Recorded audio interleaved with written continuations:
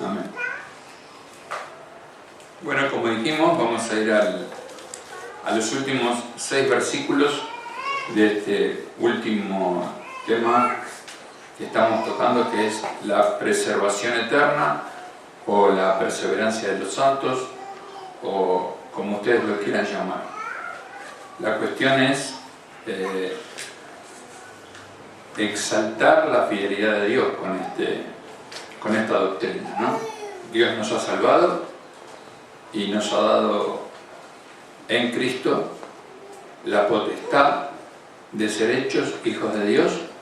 Hemos sido hechos hijos de Dios y como dice Martín Lutero, ahora nuestros pecados tienen una diferencia con los pecados anteriores. Antes pecábamos y estábamos bajo la ira de Dios.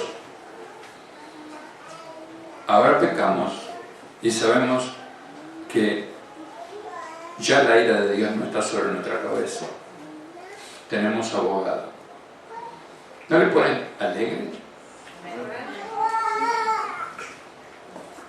Esa es la gran diferencia. Antes pecábamos y la ira de Dios estaba ahí como una espada de Damocles sobre nuestra cabeza para acusarnos, para causar en nosotros toda clase de males, las consecuencias de esos pecados. Las consecuencias del pecado del verdadero Hijo de Dios es que primeramente sabemos que ahora no hay ninguna condenación para los que estamos en Cristo Jesús. Solamente un peso momentáneo que nos lleva a reflexionar y arrepentirnos, y ese es un dolor. Por supuesto, todos los que son hijos de Dios y cometemos un pecado, claro que nos duele y automáticamente vamos al trono y Señor, perdónanos. Y vas a saber cuántas veces, ¿no?, tenemos que ir al trono de la gracia para pedir perdón. Pero ahora tenemos la certeza, la garantía dada de parte de Dios, que Dios nos ha salvado y Él nunca se va a hacer atrás. Para eso está Jesús. Para eso está el Espíritu Santo morando en nuestros corazones, para redarguirnos y para llevarnos a tomar una actitud la cual nos lleva a arrepentirnos. Quizás si aplicamos bien la palabra arrepentirnos, no sería tal, porque el arrepentimiento es metanoia y es 180 grados y ya nunca más voy a hacer eso. Sin embargo, volvemos a hacerlo. Entonces quiere decir que no estamos llegando a los 180 grados completos. Quedamos ahí en 90 grados Señor, te ruego que sea metanoia, te ruego que sea 180 grados y que ya le dé la espalda a este pecado que me perturba, que me tiene mal. No preso, porque sé que ya he sido librado de la esclavitud del pecado. Hay personas que se vuelven otra vez a la cárcel y se sienten esclavos de tal o cual pecado. Pero a los que creen no les debiera suceder esto. Usted sabe que ya ha sido librado. Entonces por eso es que debe esforzarse, porque Cristo murió por ese pecado el cual a usted solamente le acecha. No se vea vencido por tal o cual pecado, porque Cristo murió por ese pecado, dio su vida por ese pecado. Por eso es que insistimos tanto en esto. No hemos sido vencidos de lo malo. Antes era así, y eso nos encerraba en prisiones de maldad, y nos llevaba a hacer peores maldades. Pero hoy en día no. Cristo murió por nuestros pecados.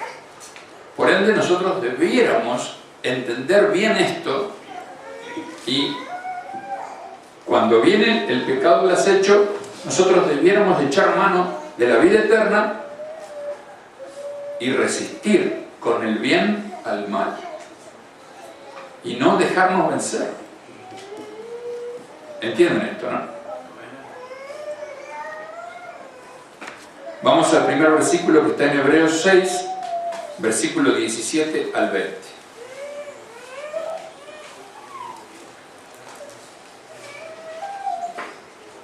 Hebreos 6, 17 al 20. Dice: por eso Dios, queriendo demostrar claramente a los herederos de la promesa que sus propósitos no cambian, les hizo un juramento, para que por estas dos cosas que no cambian y en las que Dios no puede mentir, tengamos un sólido consuelo, los que buscamos refugio y nos aferramos a la esperanza que se nos ha propuesto. Esta esperanza mantiene nuestra alma firme y segura como un ancla y penetra hasta detrás del velo, donde Jesús, nuestro precursor, entró por nosotros y llegó a ser sumo sacerdote para siempre, según el orden de Melquisedec. Es lo que estábamos diciendo previo a leer el texto. Aquí hay promesas que nos ha hecho Dios que no pueden cambiar. Dios no va a cambiar. Y estas promesas son sí, son amén, están hechas en Cristo. Dice: por eso Dios, queriendo demostrar claramente a los herederos de la promesa. ¿Cuántos dicen amén? ¿Quiénes son los herederos? Amén. Que sus propósitos no cambian, les hizo nada más y nada menos que un juramento, dice. Y no fue el hombre el que pactó con Dios. Yo me reía, pues el otro día una persona acá me decía: sí, yo pacté con Dios. Yo dije: qué lástima. Estoy esperando cuándo va a fallar. Lo maravilloso de la historia con Dios y el hombre es que Dios ha hecho una promesa al hombre. Es que Dios ha hecho un pacto con el hombre. Él nunca va a fallar. Todos los pactos que nosotros hicimos con Dios, en mayor o menor grado, los hemos transgredido. ¿Cuántos dicen amén? Amén. Señor, te voy a seguir todos los días de mi vida. A la semana el tipo estaba cualquier cosa. Y Dios, que había hecho un pacto con el tipo, fue fiel. Maravilloso. Lo estamos leyendo. Por eso Dios, queriendo demostrar claramente a los herederos de la promesa que sus propósitos no cambian, el propósito, ¿cuál era? Que seas hecho un hijo de Dios. Dios no va a cambiar con eso. Se lo propuso y lo va a lograr. Les hizo un juramento para que por estas dos cosas que no cambian, ¿sí? El propósito y el juramento. El propósito y el juramento no cambian. Hay propósito y hay juramento para alcanzar ese propósito. Y en las que Dios no puede mentir, no puede. Tengamos un sólido consuelo los que buscamos refugio y nos aferramos a la esperanza que se nos ha propuesto. Esta esperanza mantiene nuestra alma firme y segura como un ancla. ¿Alguien vio un ancla alguna vez? Lucas sí, porque yo sé que Lucas trabajó ahí cerca de Lourdes. ¿Qué altura tiene un ancla, Lucas? Un ancla de un transatlántico. Debe ser mucho más grande que este, más alta que este galpón. Fíjense, hermano. Y cuando el buque quiere tirar un poquito, cada vez el ancla se entierra más. Tiene un dispositivo, una forma de estar hecha que... ¿Vieron un ancla? Las cadenas son unas cadenotas impresionantes. Cuando el buque se quiere mover, el ancla cada vez se entierra más en el fondo del mar. ¿Quién va a mover ese transatlántico de ahí? No lo mueve nadie. ¿Vieron el porte que tiene un transatlántico? 2, 3 cuadras a veces. Y hay una anclita, que es la millonésima parte del tamaño del... Lo sostiene. Así por chiquita que sea tu esperanza, te va a sostener. Esta esperanza mantiene nuestra alma firme y segura como un ancla y penetra hasta detrás del velo, nada más y nada menos que hasta detrás del velo, ahí el lugar santísimo, ahí donde Cristo penetró, sin temor alguno, porque era santo, sin pecado. Esa es nuestra garantía. Vamos ahora a Hebreos 10:14, ahí nomás.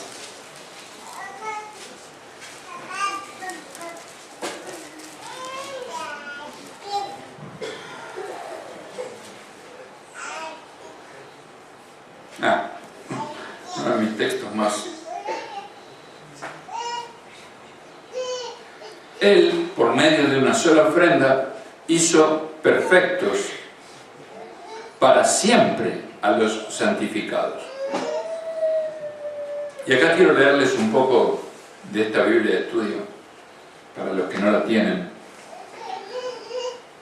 Porque dice perfectos, santificados.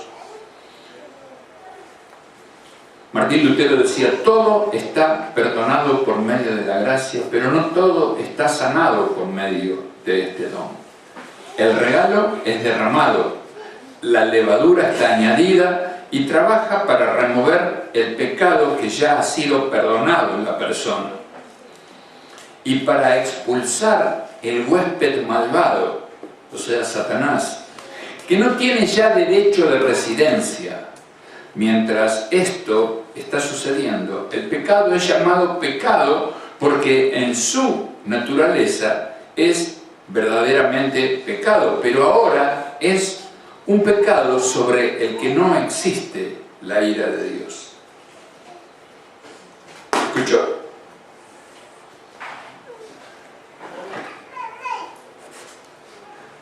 Obvio que algunos tardan un poco más en expulsar a ese huésped no deseado que antes habitaba en cada rincón de nuestro ser. A algunos les cuesta un poco más expulsarlo de una vez y decir, bueno, listo, ya está. Pero no se olvide, aunque usted sea lento para expulsar al huésped malvado, no se olvide que su pecado ha sido perdonado. Porque a veces hay personas a las cuales les cuesta deshacerse de un pecado X. Sobre todo en este tiempo creo que es terrible el tema del pecado sexual. Eso es, como es atinente a nuestra carne, nuestros miembros están ahí vivos y tienen memoria. El pecado sexual es atroz. Hoy mirábamos con Martita ahí en YouTube una exposición donde dice, ¿cómo eran los 10? 20 marcas. Las 20 marcas que esconden cosas extrañas o sexuales. Usted se pone a mirar una marquilla de cigarrillos Camel y se va a dar cuenta que en el camello usted va a encontrar figuras sexuales. Es terrible. Hay cierta cerveza de México que en la publicidad aparecen dos cervezas paradas y una puesta al revés. Si usted da vuelta a la imagen, es algo terriblemente sexual. Y así, si usted busca en internet, no digo que lo mire para deleitarse, mírelo para desasnarse lo que es la publicidad, sobre todo de alcohol o de cigarrillos, que siempre usa como argucia lo sexual. Siempre penetra tu subconsciente. Propagandas subliminales se llama. Siempre usan eso para, no digo a nosotros no, pero al impío que está siempre pensando en lo mismo, ¿no? Yo creo que la mente del hombre impío es una mujer en paños menores. No tiene otra cosa. No conozco cómo funciona la mente de la mujer. conozco cómo funcionaba mi cerebro antes. El hombre lo único que tiene en la cabeza es lo sexual. Ninguno dijo amén. Debo ser el único depravado.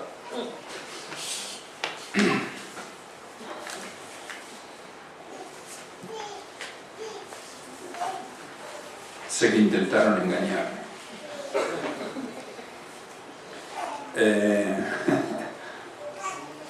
Vamos a Hebreos 13:20.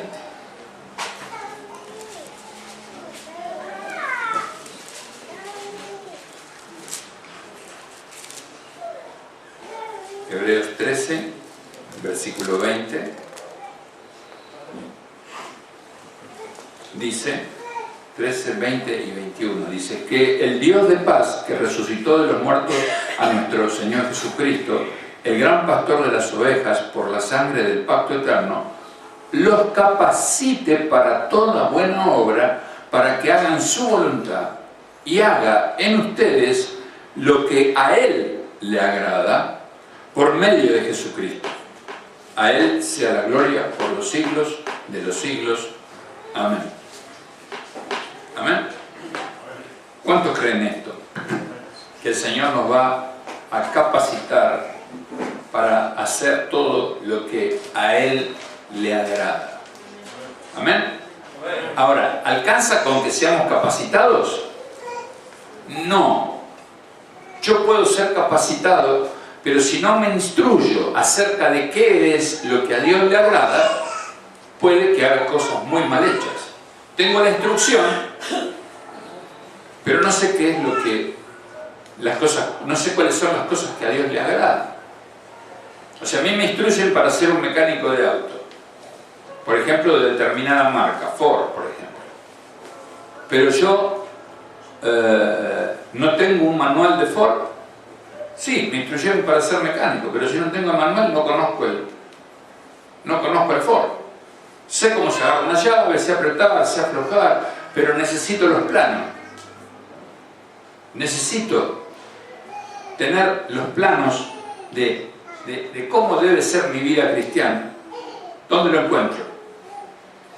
Los planos. Acá, el manual del usuario. Acá es donde dice cómo debe ser nuestra vida. Y si no, buscamos en la Escritura cómo debe ser nuestra vida, difícilmente podremos andar rectamente. Vamos a ser personas morales, sí, porque vamos a andar teniendo miedo de equivocarnos.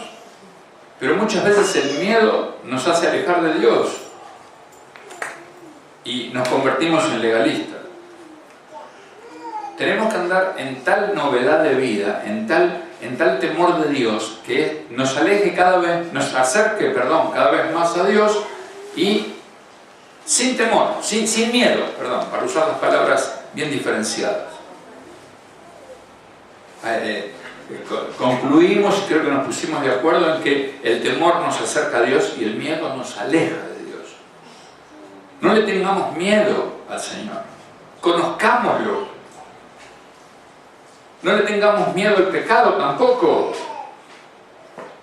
Vamos a discernir, aprendamos a discernir qué es lo que es pecado, qué es lo que a Dios no le agrada, y listo, quedó fuera. Quedó fuera.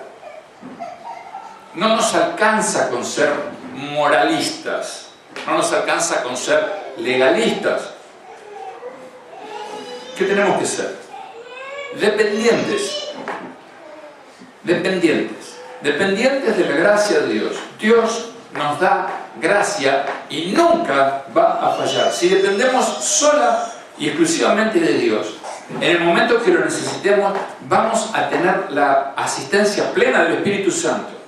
Si el legalista comete muchos errores, porque anda por GPS, y si se corta internet, el legalista se quedó sin argumento. Nosotros andamos en el Espíritu. El Espíritu nunca se corta. ¿Entienden eso? El Espíritu nunca se corta. El Espíritu está presto. Eso dice la Escritura. El Espíritu está presto. Entonces, si nos garantizamos andar en el Espíritu, estemos en el mismo infierno, Dios va a estar ahí. Dios va a estar ahí. ¡Qué privilegio! Dios puede estar en el centro del mismo infierno. El diablo no puede estar en el cielo. No tiene lugar. Pero Dios puede estar donde le plazca. Él es el omnipotente. Él es el soberano. Entonces, ¿qué miedo puedo tener? Si temo a Dios, ¿qué miedo puedo tener? Ninguno. Seguimos.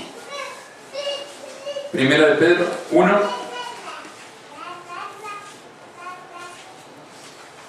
Y acá leemos del 1 al 9. Yo, Pedro, apóstol de Jesucristo, saludo a los que se hayan expatriados y dispersos en el Ponto, Galacia, Capadocia, Asia y Bitinia, y que fueron elegidos, según el propósito de Dios Padre, y mediante la santificación del Espíritu para obedecer a Jesucristo y ser limpiados con su sangre, que la gracia y la paz les sean multiplicadas. Bendito sea el Dios y Padre de nuestro Señor Jesucristo, que por su gran misericordia y mediante la resurrección de Jesucristo nos ha hecho nacer de nuevo a una esperanza viva, para que recibamos una herencia incorruptible, incontaminada e imperecedera. La de ustedes dice inmarcesible. Esta herencia les está reservada en los cielos. Sacaron el sinónimo ahí, ¿no? Imperecedera es lo mismo que inmarcesible. Inmarcesible quiere decir que no se marchita. Imperecedera que no se muere. ¿Sí? A ustedes que por medio de la fe son protegidos por el poder de Dios para que alcancen la salvación, lista ya para manifestarse cuando llegue el momento final. Lista ya. Esto les causa gran regocijo, aun cuando les sea necesario soportar por algún tiempo diversas pruebas y aflicciones. Pero cuando la fe de ustedes sea puesta a prueba, como el oro, habrá de manifestarse en alabanza, gloria y honra el día que Jesucristo se revele. El oro es perecedero y sin embargo se prueba en el fuego. Y la fe de ustedes es mucho más preciosa que el oro. Ustedes aman a Jesucristo sin haberlo visto y creen en Él, aunque no lo ven, y se alegran con gozo inefable y glorioso, porque están alcanzando la meta de su fe, que es la salvación. Amén.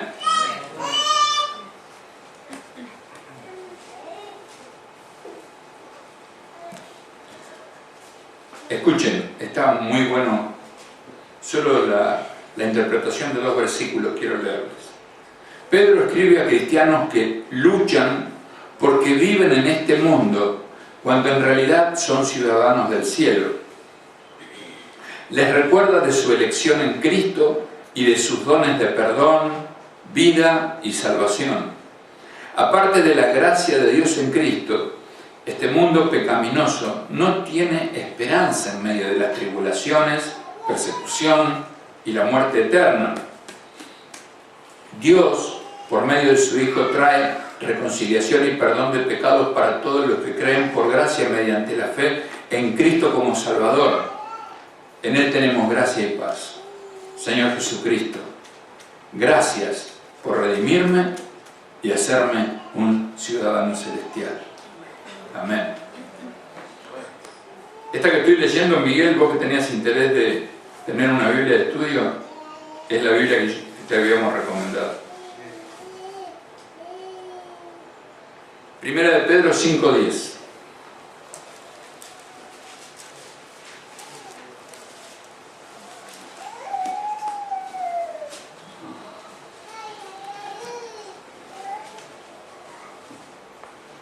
¿Cuántos tienen esta Biblia, aparte de Ale, que ya sé? Ah, vos, Lucas, ¿la tenés también? ¿La tenés acá? Ah.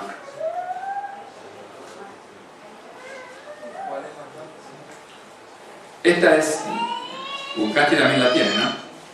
Esta es la versión, ¿cómo se llama, Marti? Que nunca me acuerdo. Sí, la Biblia de la Reforma, pero Reina Valera contemporánea, pero de estudio. Realmente los comentarios son muy interesantes, muy interesantes. Tiene mucha bibliografía sacada de libros de Martín Lutero.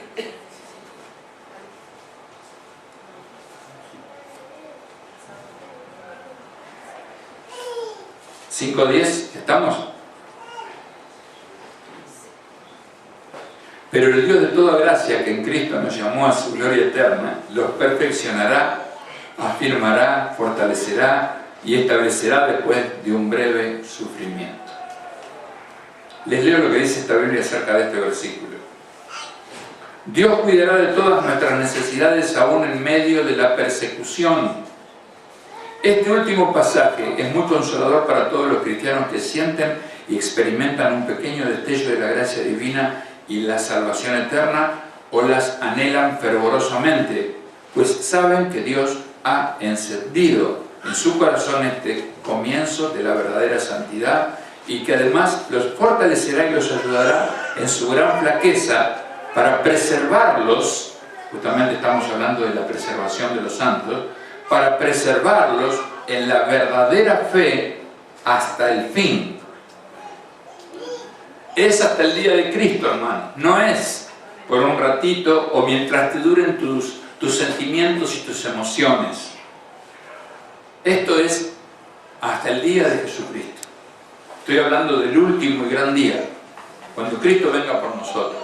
Hasta ese momento, la palabra de Dios le garantiza a los hijos de Dios que van a ser perfeccionados. Amén. Primera de Juan 2:19.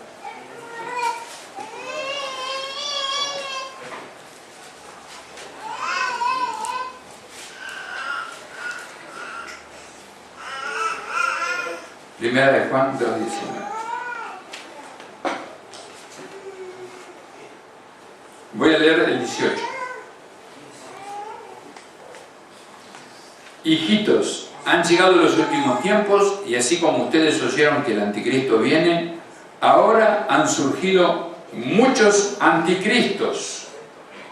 Por esto sabemos que han llegado los últimos tiempos. ¿Cuántos dicen amén a esto?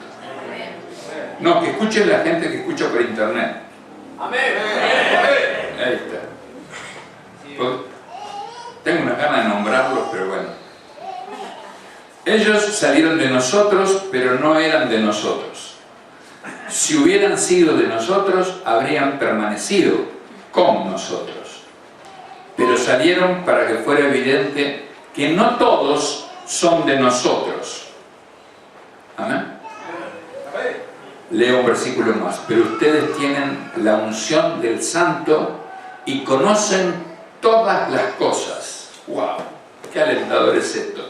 Pero ustedes tienen la unción del Santo y conocen todas las cosas. No ha llegado el tiempo todavía que podamos discernir todo eso. Pero en un abrir y cerrar de ojos, hermano, ¿sí? Al sonar la trompeta, dice la Biblia que conoceremos como fuimos conocidos. ¡Qué maravilla! En el Espíritu, que es el de Dios, conocemos aún las profundidades de Dios. No se nos ha concedido todavía el tener todo ese cúmulo, ¿no? Creo que nuestra mente no alcanza. Nuestro cerebro normal no alcanza. Pero cuando el Señor ahora sí nos transforme, hágase la pregunta más difícil que usted quiera hacerse. Quiere explicarse la teoría de la relatividad, por decir algo muy difícil. Quiera entender todo lo que hizo Nikola Tesla. Quiere interpretar los pensamientos del apóstol Pablo. Automáticamente, así, sobrenatural y maravillosamente, el Señor nos va a conceder. ¡Qué maravilla! No solamente nos está preservando, hermanos, sino que nos preservó en nuestra vida pasada y nos seguirá preservando por toda una eternidad. Así damos conclusión a esta maravillosa enseñanza que es la perseverancia de los santos. Amén. Espero, hablándole a la audiencia, que esta serie que hemos tratado de compartir con ustedes les sea realmente de mucha bendición. Amén.